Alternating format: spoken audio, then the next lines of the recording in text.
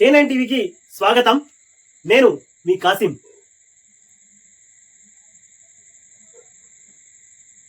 ఇక విషయానికి వస్తే నిన్న రైతులకు 2 లక్షల రూపాయలు ఏకకాలంలో రేవంత్ రెడ్డి గారి ప్రభుత్వం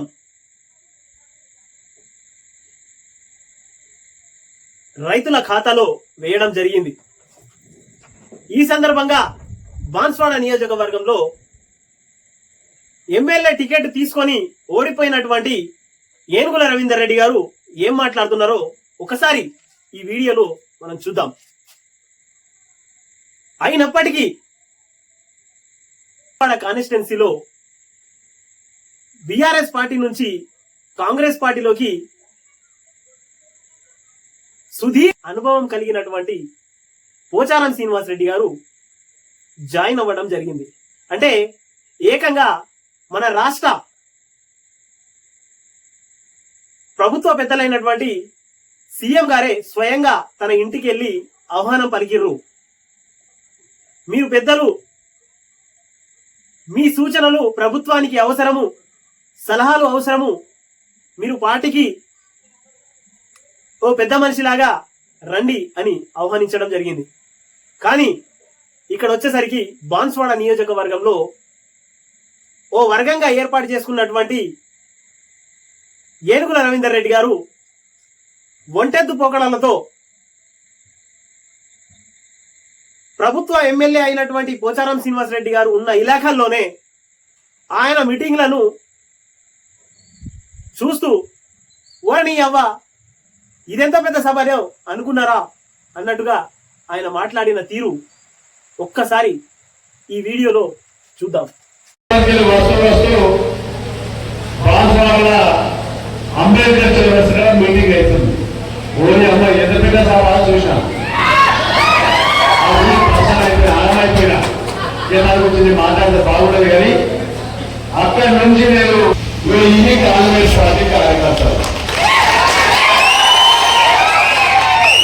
మీటింగ్ల నుంచి పరిచయం. కాంగ్రెస్ పార్టీ కార్యకర్తలు అందరూ ఒక్కరు వ్యతిరేకించలేదు, నన్ను ఫుల్ స్వాగతించారు. అంటే దాన్ని మీటింగ్ పెట్టుకుని ఏం తిరుగుతారు. ఆగ్రో ఇండస్ట్రీ చైర్మన్ బాధ్యతలుగా తీసుకున్నటువంటి కాసుల బాలరాజ్ గారి అభినందన సభకు ఎంతమంది వచ్చిరో ఒక్కసారి అది కూడా వీడియో చూద్దాం.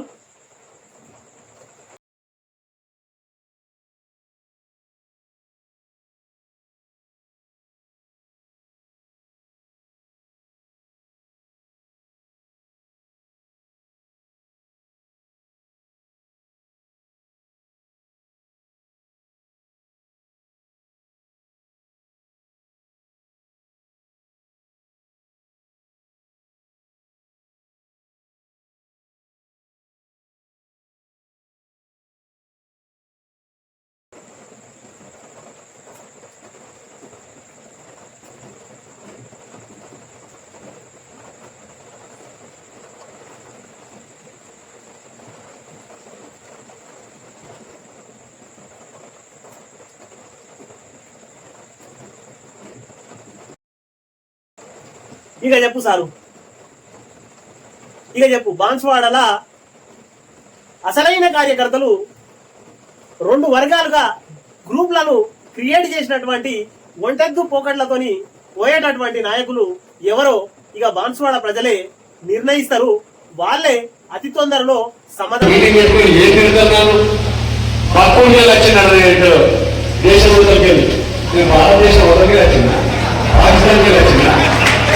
నేను దుబాయ్కి వచ్చిన, మస్కట్కి వచ్చిన, ఆలయకి వచ్చిన రవీంద్ర అంటే ఎమ్మెల్యేలు ఇవ్వాలంటే తెలంగాణ ఎక్కడ ఇవ్వచ్చు. తెలియకపోతే ఏం చేయాలి? ఆంధ్రప్రదేశ్ ఇవ్వట్లేదు. నా లోపలైతే తెలంగాణలో ఓటుంటే ఎమ్మెల్యే అసెంబ్లీకి 119 కాన్స్టిట్యూన్స్ లో ఎక్కడన్నా ఇవ్వచ్చు.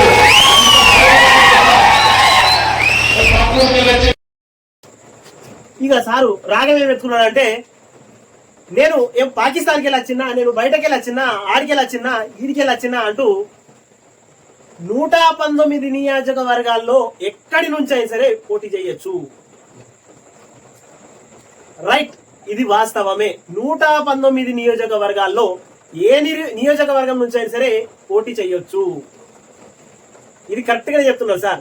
కానీ ఇక్కడ ఒక కిటుకొచ్చి పడ్డది.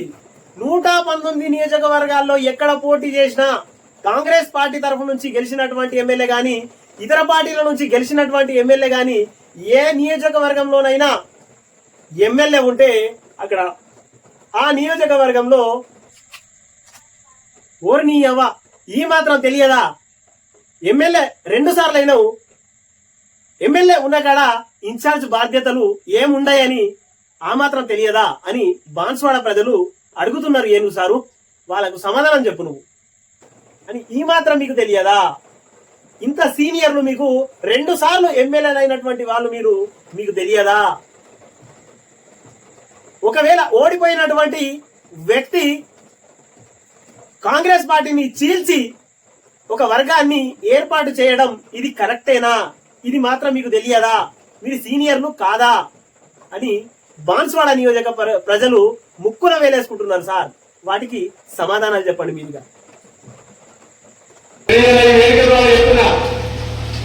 నవంబర్ నుంచి ఎన్నికలైన తర్వాత ఇప్పటి వరకు ఒక్కరి దగ్గర ఒక పైస తీసుకున్నాడు కానీ, లంచం తీసుకున్నాడు కానీ, పైసలు ఇవ్వమని చెప్పినట్టు కానీ చెప్తే సీరియస్ వచ్చి ముక్కు నేల రాస్తాను. అలాంటి మనిషిని పట్టుకొని ఇక్కడ గని ఉంది, ఈ గని కోసం ప్రజలు ఆగిన నేను ఒకటి అడుగుతా ఉన్న వేదిక నుంచి 30-40 ఏళ్ళ నుంచి ఆ గనిని ఎవరు దోసుకుంటారు? నేను ఎవరి దగ్గరైనా రూపాయి అడిగినా, నేను ఎవరి దగ్గరనన్నా రూపాయి అన్న అడిగినా, ఎవరి దగ్గరన్నా ఇది చేసినా, ఎవరి దగ్గరన్నా ఇది చేసినా అని అంటున్నావు కదా, దానికి సమాధానం బీర్కూర్లో మిల్లర్ అసలు ఏమైంది? బీర్కూర్లోని మిల్లర్ కథ దగ్గర అసలు ఏమైంది? ఇక రెండవది వసూల్లా అని అంటున్నావు. వసూళ్ల సంఘానికి ఆ దేవుడు అరుగు. కానీ ఒక క్యాండిడేట్, అతని పేరు అవసరం ఉన్నప్పుడు చెప్తా, ఇప్పుడైతే వద్దు, కానీ అతని దగ్గరికి వెళ్ళి అడిగింది వాస్తవం కాదా? నీ గుండె మీద చెయ్యేసుకొని చెప్పు అని బాన్స్వాడ ప్రజలు అడుగుతున్నారు. ఇక నిధి అంటావా? నిధిలో మీ బినామీలు ఎంతమంది దిగిరో అది పూర్తి చిట్టా మా దగ్గర ఉంది, కానీ అవసరం ఉన్నప్పుడు అది ఇప్పుతాము. ఇక నన్ను దొంగనా, నన్ను ఎందుకు తరుముతారు చెప్పండి ప్రజలారా అని చెప్తున్నావు కదా, దానికి అతి త్వరలో బాన్స్వాడ ప్రజలే సమాధానాలు చెప్తారు నీకు అంటూ. ఇవి ఏమైనా రుజువు అయితే నేను ముక్కు ఈడికి లాడదాకా నేలకు రాస్తా అని చెప్తున్నావు కదా, నువ్వు ముక్కు నేలకు రాయక సారు అతి తొందరలో బాన్స్వాడ ప్రజలు అంటున్నారు సారు, అతి త్వరలో ముక్కు నేలకు రాస్తావో ఏం రాస్తావో బాన్స్వాడ ప్రజలే చూస్తారు. ఈయనే ఇల్లు పెట్టుకుంటా, చాలా వండుకుంటా, ఇల్లు కట్టుకుంటా, ఈయనే ఉంటా, కార్యకర్తలు కూలి కట్టుకుని గుండెలో ఉంటా అని చెప్పిన నేను మాట్లాడలేదు కాదు. ఖచ్చితంగా కార్యకర్తలు మీ దగ్గర ఉండి ప్రతి కార్యకర్తకు ప్రజల మీద సంక్షేమ కార్యక్రమాలు కాంగ్రెస్ పార్టీ ఉన్నాయో వాళ్ళన్నింటినీ చేరవేయడానికి కాపలా కుక్కలేక ఉండి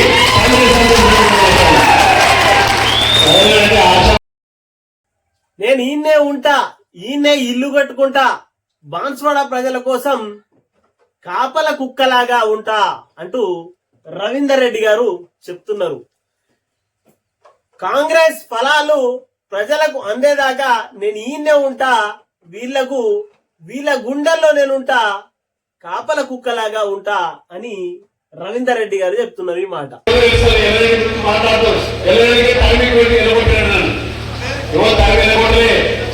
ఎల్లారెడ్డిలో ఇవాళ కూడా గుండె కట్టుకుంటున్నాను కార్యకర్తలు కానీ ప్రజలు కానీ.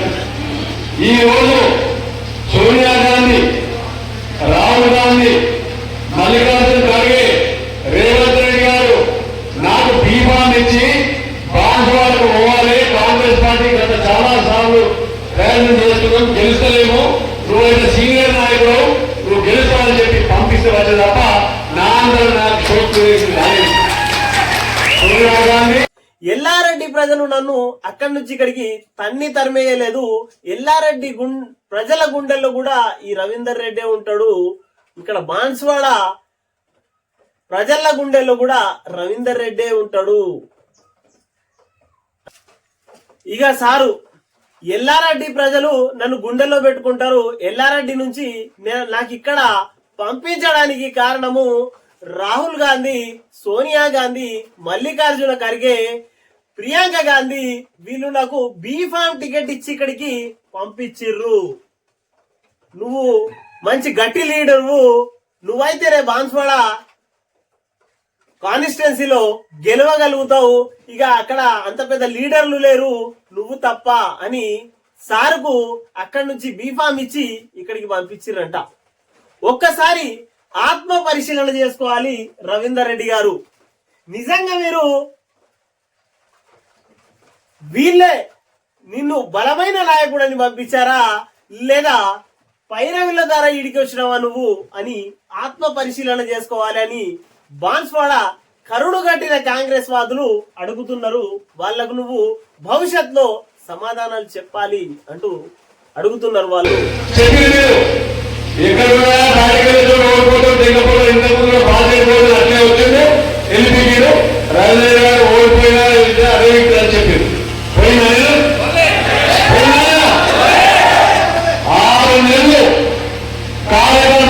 జోడించి ఈ విధంగా చాలా మంది కాంగ్రెస్ పార్టీ పనిచేసిన మన కిషోర్ కానీ వాళ్ళు కానీ చాలా మంది చాలా మంది నాయకులు అందరూ మన వాసనలు కానీ చాలా మంది నాయకులు మరి గతంలో ఇక్కడ పనిచేసిన పోచారు శ్రీనివాసరెడ్డి గారు అందరికీ మాట్లాడి తీసుకొని మన ఎవరు కరివేపాకు మొత్తం చేసి పక్కకు పడేసిన సందర్భం. మళ్ళా ఒక్కొక్కరు ఇంటికి పోయి అన్నా రండి కాంగ్రెస్ పార్టీ పూర్వం చేద్దాం, అందరం కలిసి పని చేద్దాం అని చెప్పి ఒక్కొక్కరు తెచ్చుకొని సార్ గారి వాళ్ళకి ఎట్లుందంటే గతంలో కాంగ్రెస్ పార్టీ నుంచి నిలబడ్డ వాళ్ళు 5 ఏళ్ళు ఉన్నారు, వెళ్ళిపోయారు. నేను 6 నెలల నుంచి ఎలక్షన్ అయిన నుంచి అంటే గతం నవంబర్ నుంచి నేను ఇక్కడనే ప్రజల కోసం ఉన్నా, ప్రజల కోసమే చేస్తున్నా. ఇగో ఈ వేదిక మీద ఉన్న వాళ్ళందరినీ ఒక్క జాగాలకు జమ చేసిన వీళ్ళకందరికీ అడగండి అంటూ ఏనుగుల రవీందర్ రెడ్డి గారు చాలా చక్కగా వివరించి చెప్తున్నారు. ఆ వేదిక పైన ఉన్నటువంటి లీడర్లు కరుడు కట్టిన కాంగ్రెస్ వాదులు 30-40 సంవత్సరాల నుంచి వీళ్ళందరూ స్టేజ్ పైన ఉన్న వాళ్ళందరూ కాంగ్రెస్ లోనే పనిచేస్తున్నారు. అది బాన్స్వాడ నియోజకవర్గ ప్రజలకు తెలుసు. అక్కడ ఆ వేదిక పైన ఉన్న వాళ్ళందరూ కరుడు కట్టిన కాంగ్రెస్ వాదులనే తెలుసు అని బాన్స్వాడ ప్రజలు అనుకుంటున్నారు. దీనికి ఏనుగుల రవీందర్ రెడ్డి గారు సాక్ష్యం ఉన్నారు అంటూ బాన్స్వాడ ప్రజలు అనుకుంటున్నారు. సార్ మరి అది నిజమా, వాస్తవమా కాదా? బాన్స్వాడ ప్రజలే మీకు సమాధానాలు చెప్తారు. సార్ నిజామాబాద్ జిల్లాలో పార్లమెంటు ఎన్నికలు ఉన్నప్పుడు కానీ జైరాబాద్ పార్లమెంట్ ఉన్నప్పుడు కానీ ప్రతి ఎలక్షన్ లో 2083 నుంచి ఇప్పటి వరకు బాన్స్వాడతోనే నిజామాబాద్ పార్లమెంట్ ఓడిపోతుంది, బాన్స్వాడతోనే జైరాబాద్ పార్లమెంట్ ఓడిపోతుంది అనే ఒక అపవాదం ఉండేది. ఆ అపవాదానికి వెళ్ళి ఇవాళ కార్యకర్త కూడా చెప్పాం, మనం కలిసి పనిచేద్దాం, గట్టిగా పనిచేద్దాం, ఈ ఎలక్షన్ మనది కాదనుకోకరి రేపు ఈ ఎలక్షన్ గెలిస్తే రేపు మీ సర్పంచ్ గెలుస్తారు, ఎంపీడీస్ గెలుస్తారు, జెడ్పీస్ గెలుస్తారు, చైర్మన్ గెలుస్తారు, మున్సిపల్ కార్పొరేటర్ గెలుస్తారు, మున్సిపల్ చైర్మన్ అని చెప్పి అందరికీ ప్రోత్సహించి చెప్పి ఎన్నికలు జరిగిన సభలలో కూడా గౌరవ మన పార్లమెంట్ అభ్యర్థికి ఇన్ఛార్జ్ మంత్రి దామోదర రాజనరసింహకు మన ఇన్ఛార్జ్ మంత్రి చూపల్లి కృష్ణారావు గారికి చెప్పినాం, ఈ సభ ఈ పార్లమెంట్ ఎన్నికల్లో జైరాబాద్ పార్లమెంటు బాన్స్వాడ నియోజకవర్గంలో గెలుస్తారు మనం చూడండి చెప్పి ఆ మాట నిలుపుకున్నాం. ఇవాళ మనం ఓడిపోలే, ఇవాళ మనం 20,000 ఓటు తప్ప చేయ 23,000 తప్ప చేయ ఎమ్మెల్యే ఎలక్షన్, ఎంపీ ఎలక్షన్ ఆ 23,500 ఓట్లు నింపి ఇంకా 9,000 ఓట్లు పైచేతులు మెజారిటీ. మన ఓట్లతోనే జైరాబాద్ పార్లమెంట్ గెలిచింది.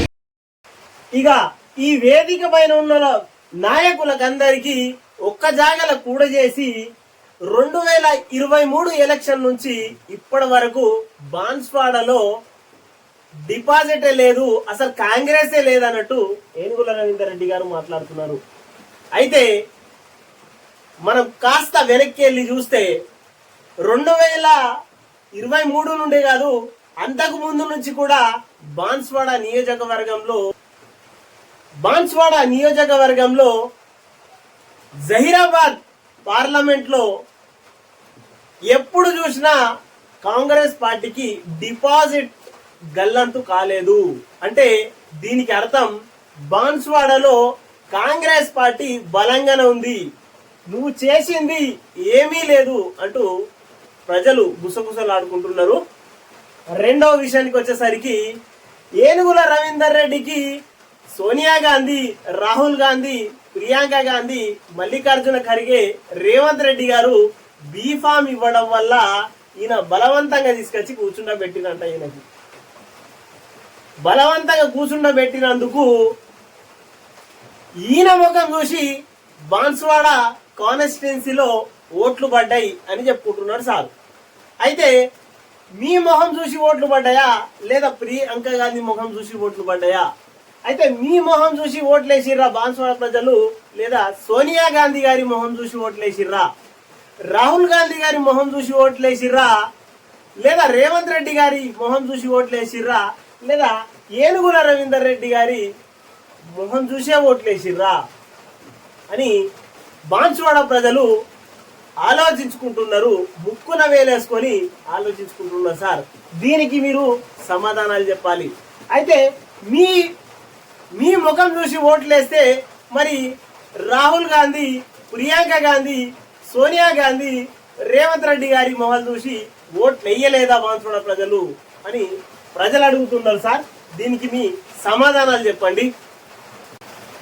అయితే ప్రజలారా, బాన్స్వాడ నియోజకవర్గంలో ఒక గ్రూప్ గా క్రియేట్ చేసుకొని ఏనుగుల రవీందర్ రెడ్డి మొత్తం మీద బాన్స్వాడ ప్రజలకి ఈ వేదిక పైన ఉన్నటువంటి గ్రూప్ కు నేను కాపల కుక్కలాగా ఉంటా, కాంగ్రెస్ ఫలాలని ప్రజలకు అందేదాకా నేను అందిస్తా, ప్రతిఫలం అందిస్తా అంటూ 2 వర్గాలుగా విభజించుకొని బాన్స్వాడ కాన్స్టిట్యున్సీలో ఇంత సీనియర్ గా ఉన్నటువంటి ఏనుగుల రవీందర్ రెడ్డి గారికి తెలియదా ఇక్కడ ఎమ్మెల్యే ఉంటే ఇన్ఛార్జ్ కు పని ఉండదని?